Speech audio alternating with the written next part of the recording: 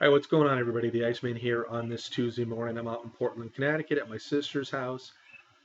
If everybody watched Monday Night Raw last night, there was a lot of speculation, a lot of talk about Daniel Bryan returning and being at Payback. Well, the bottom truth of it all is Daniel Bryan did return. He will not be at Payback. Daniel Bryan gave up the Intercontinental belt last night. In a very emotional moment for Daniel Bryan, and you have to feel for the man because he had to give up the Intercontinental title, and it was just about a year ago that he was stripped of the WWE World Heavyweight title. And what does this mean for Daniel Bryan? I mean, everybody's wondering, is his career over? Um, Obviously, he needs to take more time off to heal, but will time heal him to the point where he will be able to come back into the ring? No one really knows, and no one's really heard any, real information on actually what the injury is this time for Daniel Bryan. But it's unfortunate. Uh, the guy is a great performer in the ring. He has been for all these years. He's been in the world of professional wrestling, even back down in Ring of Honor. Um, and then coming to the WWE, emerging to be bigger than what he was in Ring of Honor. And, having his feuds with the Authority, Triple H, and Stephanie McMahon, his feuds with Randy Orton, where he was cheated of his world title when he defeated John Cena at SummerSlam in 2013.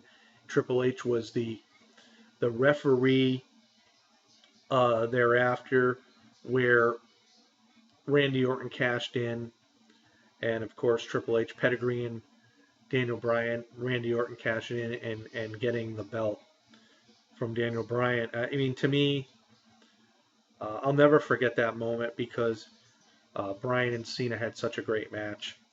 And it's not often that you see John Cena and Daniel Bryan, two guys like them, in a ring. And also for the fact that John Cena, losing the WWE World Heavyweight title to Daniel Bryan, a very rare thing to happen. And then from then on, Daniel Bryan was screwed time after time after time uh, by, supposedly fast counts by a referee. So title was stripped once again. And then he had to fight and claw his way back. He didn't get uh, the Royal Rumble win in 2014. It was Dave Batista, and the fans just didn't like it. So the WWE knew they had to come up with some other idea. So what they did too, for the simple fact that CM Punk walked out after the Rumble of 2014, they had to come up with some sort of plan, and they did, for Daniel Bryan to overcome super major odds. And he had to defeat Triple H at WrestleMania. And if he did defeat uh, Triple H at Mania, he would then be inserted into the WWE World Heavyweight title picture with Randy Orton and Dave Batista in a triple threat match. And of course, Daniel Bryan overcame the odds and ended up actually defeating both Orton and Batista by uh, winning over Dave Batista to get the WWE World Heavyweight title. Big, huge celebration for Daniel Bryan, but it was shortly thereafter with the injury, which kept him out for a number of weeks, and then Stephanie McMahon really coming out and stripping him of the WWE World Heavyweight title. So, like I said, it was about a year ago, and now again, Daniel Bryan lays down the Intercontinental belt. Um, it's a tough thing when you're a performer, and you don't know what your future is going to bring to you, and it's a sad state. One of the best performers that WWE's had in a very long time. So good luck to Daniel Bryan. Hopefully his career isn't over. So we'll just have to wait and see.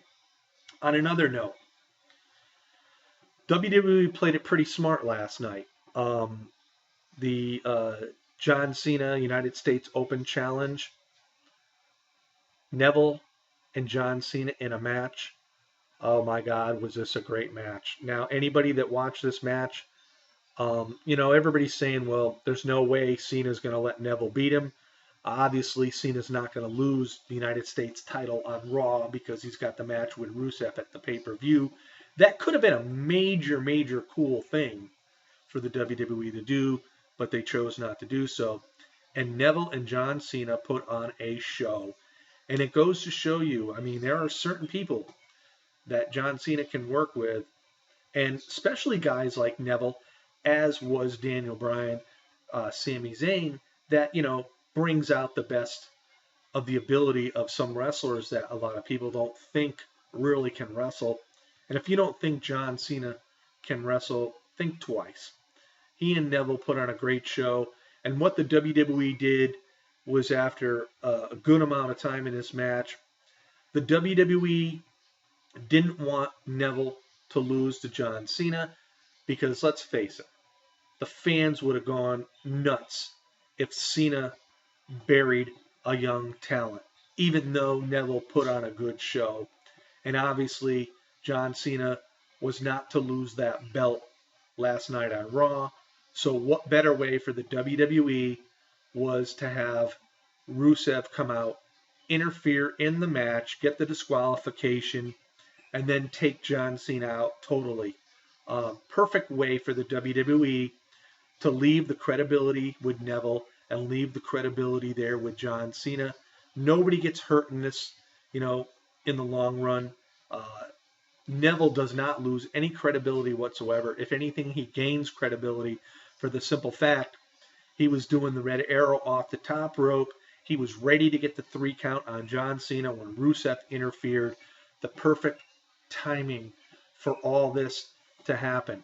And I give credit to the WWE and their writers and their bookers for coming up with this idea, because it benefited both John Cena and Neville. So congratulations to the WWE, and congratulations to Neville putting on another great match. It only goes to show you he truly belongs on the WWE main roster.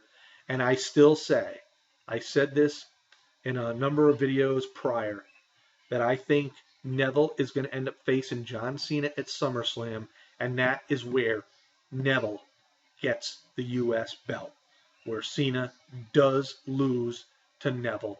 And a lot of people are saying there's no way Cena's going to lose to Neville. Think again. Think again. Cena cannot continue to have a U.S. Open challenge every Monday night. And you got to look at it this way. We're only into May. We still have June, July, and then August for SummerSlam.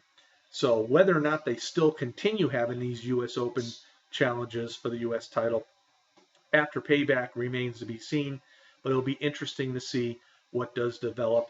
And quite honestly, I think with this match with Neville and John Cena, Neville showing what he can do in the ring and how he almost defeated John Cena, I believe this is the perfect way for Neville to get his rematch with John Cena at SummerSlam. So everybody, enjoy your Tuesday. I got some things to talk about possibly tomorrow. And then the schedule is getting very, very light. So, again, enjoy your Tuesday, everybody. I'm going to enjoy my Tuesday out here in Portland. Peace out. Have yourself a great, great Tuesday.